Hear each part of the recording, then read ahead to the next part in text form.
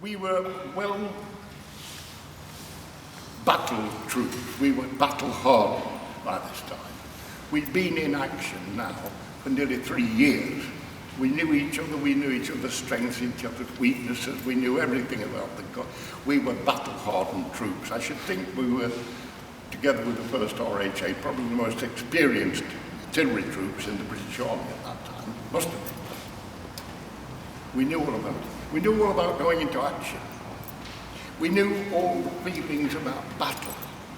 And before a battle, ladies and gentlemen, everyone is very tense.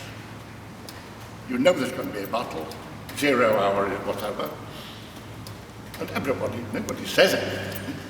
All carry on normally, but we're all thinking the same thing. A chance I'm going to be killed, maimed, blinded, I'm going to lose some friends, probably I'm going to... This is all going through your mind. Nobody says anything, but we're all doing this. When you're actually fighting the battle, that goes. You're too busy actually doing the job that you don't have the fear. It's before and after. But now we have been told you will fight to the last man, the last round. You will not retire. We knew, ladies and gentlemen, every man Jack knew he was going to die. We were going to lose the battle, and we were all going to die. It was different. There was a difference. Dawn broke on that last day. Just before it broke, I was standing by my gun, and that same officer I mentioned earlier, Captain Slynn, walked up and said, "You heard the news, Ray? Do you notice, by the way, that he was a captain? He was an MC in bar by this time. He was calling me Ray. I was a sergeant. We'd been together for so long that, yes, everyone had the rank, everyone respected the rank, but we'd all become friends. We were more, we transcended rank. And I wouldn't have called him Graham, although I knew his name, but he called me Ray. There was a friendliness. He came to me and said, "You've heard the order, Ray?" I said, "Yes, I have." And just as we were speaking, the sun started to rise over the horizon. Comes up very quickly in the desert. And he said to me, "Sun's rising, Sergeant." I said, "Yeah." He said, "Not many of us are going to live to see it set." I said, "No, sir." "Oh, well," he said, "Good luck, Sergeant. Good luck, sir." He shook hands. And he walked away. 2 hours later, he was dead. That battle raged for 12 hours. From the Germans making their first attack early in the morning, about 6 o'clock, until evening, 6 o'clock, when the regiment was wiped out. It was a terrible day. About 10 o'clock in the morning, I was on my gun, firing at these tanks as they made repeated attacks on us. And next thing I knew, I was in the air, exploding in the air, crashed down to the ground. And I was lying there dazed on the ground and went again, had 2 direct hits. And when I came down the second time, I think I was unconscious for a little while.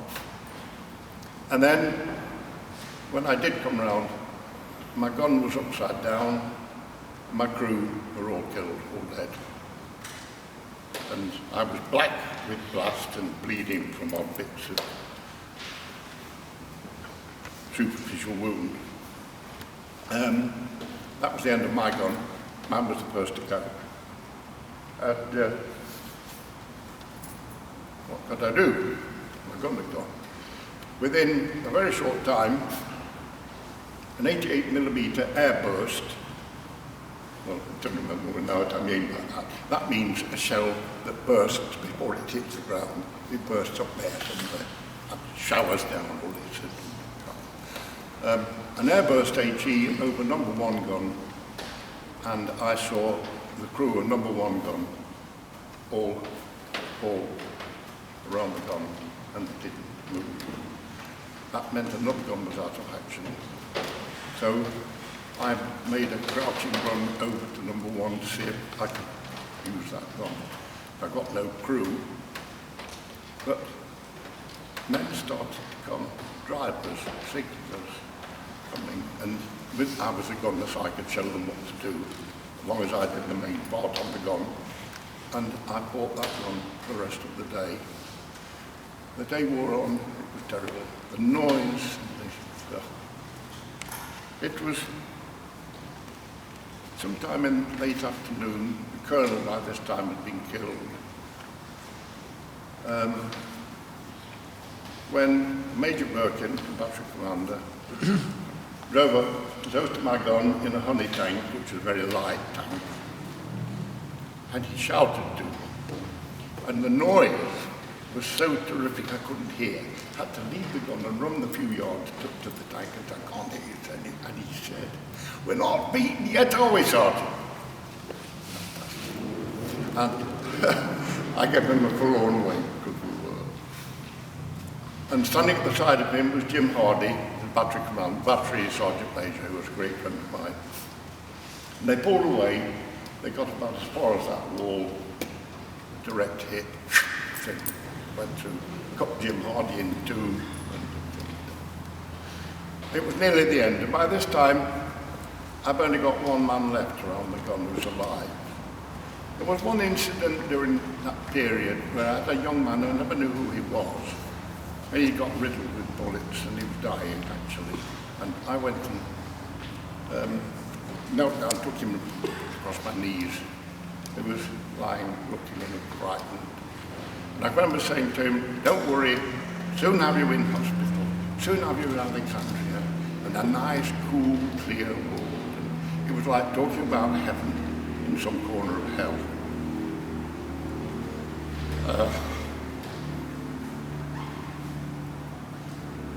Sorry.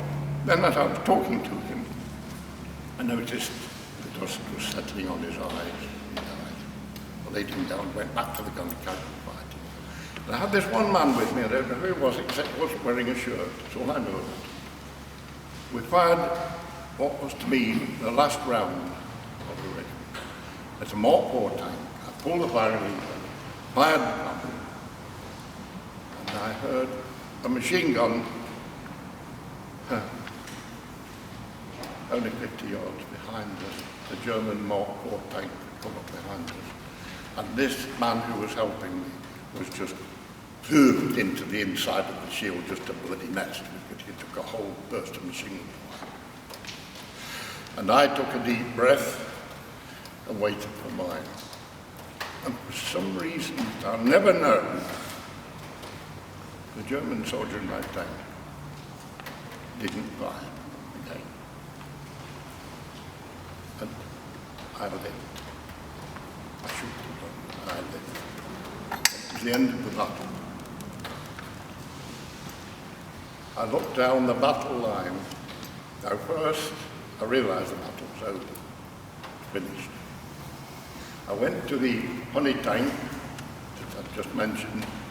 There was my old pal, Jim, lying lifeless. Took my knife, cut up his water bottle, because I was thirsty and I'd drunk all my water, and drank his water. And then I stood and looked down the gun line. I'd fired the last round, and they'd said to the last round and the last man, and by some miracle, I had survived. I was the last man. I looked down that gun line, the guns at crazy angles, upside down, and twisted around, and the desert floor littered with the bodies, and I realised that the 107th Regiment had ceased to exist.